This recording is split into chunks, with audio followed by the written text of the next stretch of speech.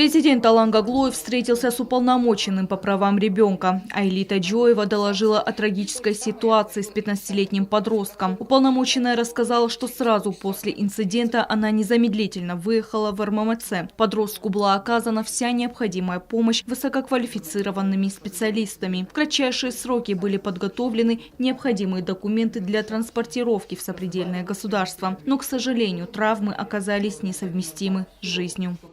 Предпосылки того, что какие-то проблемы существуют, они есть. И, естественно, на тот момент, когда уже пришел и министр здравоохранения моментально, и хирург, и вся первая помощь была оказана, то я со своей стороны подготовила все документы, если понадобится, для отправки. У нас было все готово. Но, к сожалению, когда уже приехали врачи из соседнего государства, то они определили степень настолько тяжелую, что ребенок был нетранспортабелен. Естественно, надежда должна была оставаться, и делалось все для того, поддерживающая вся терапия, для того, чтобы состояние ребенка хотя бы как-либо стабилизировалось. Но на тот момент, конечно, я пообщалась и с одноклассниками с лицея, где он учился, и со второй школы, и с преподавателями, так как и до этого тоже мы говорили, что необходимо знать все, что происходит в школе, а тут уже по конкретному случаю. И такая картина, она, конечно, уже прояснилась. Разговаривала с родственниками этого ребенка, ну и до вечера мы практически до ночи были там. На следующий день тоже, когда я пришла в больницу, зашла в реанимацию, мы переговорили с врачами, и такая тоже картина была очень тяжелая. В ходе встречи обсуждалась острая необходимость создания единого механизма взаимодействия, ориентированного на предотвращение суицидальных случаев среди подростков и молодежи. Мы понимаем, что если такие случаи происходят, они не рождаются только сейчас. И суицидальное поведение в Южной Осетии среди подростков оно увеличивается.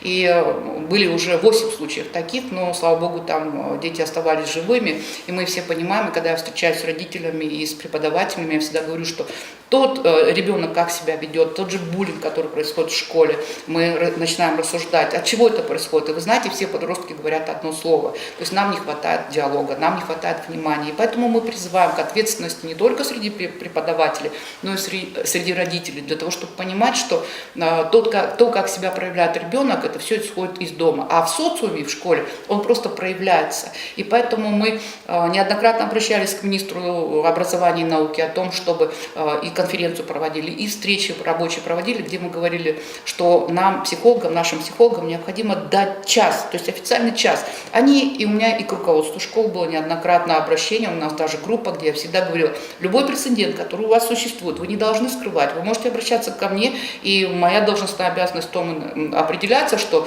я иду на помощь, то есть я должна этот конфликт разрешить, и мы не должны пропустить ничего. Айли Таджиоева подчеркнула важность обеспечения доступной и квалифицированной психологической помощи для детей и подростков, находящихся в трудной жизненной ситуации.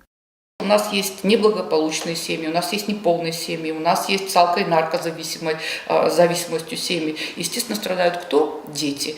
И это взаимодействие, где классный руководитель может определить психологу этого ребенка. Конечно, это нужно делать деликатно, потому что у нас все равно ассоциация психолог – это что-то такое, которое не нужно. На самом деле это нужно, необходимо. Но опять-таки все зависит от степени подготовленности этого психолога. Президент выразил готовность к тесному сотрудничеству в реализации этого важного проекта.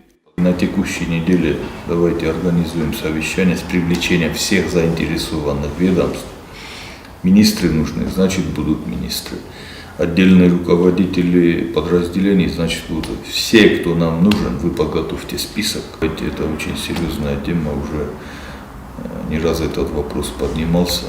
Видите, очень такой плачевный результат и трагическое, к сожалению, событие, к сожалению.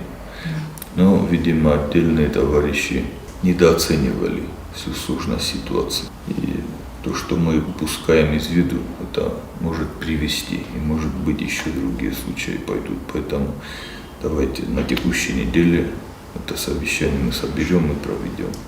В завершении встречи стороны еще раз подчеркнули необходимость обеспечения образовательных учреждений высококвалифицированными специалистами-психологами, способными вовремя увидеть и понять проблемы детей-подростков во избежание подобных трагических случаев. Стелла Бязарова, Сармат Гузитаев, Аида Кочиева, Фатима Кумаритова. Информационный выпуск сегодня.